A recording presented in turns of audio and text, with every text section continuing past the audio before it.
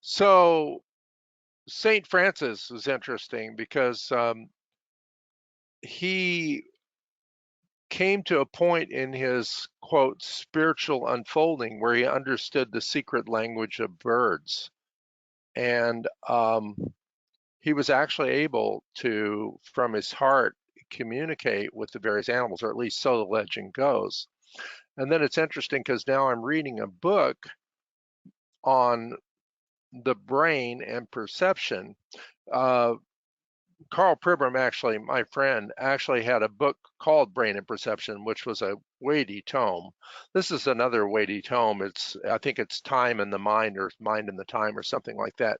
It's all about how our perceptions are not based on spatial awareness, but they're based on transforms in time.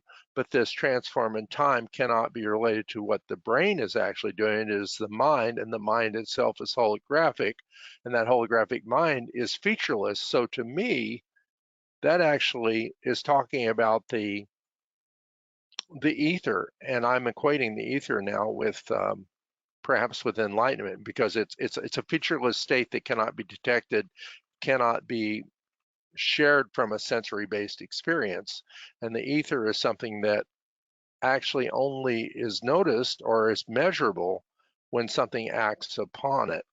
And so this gentleman who is writing this very amazing book that I'm studying um, actually had an enlightenment experience of his own, where he went from the military.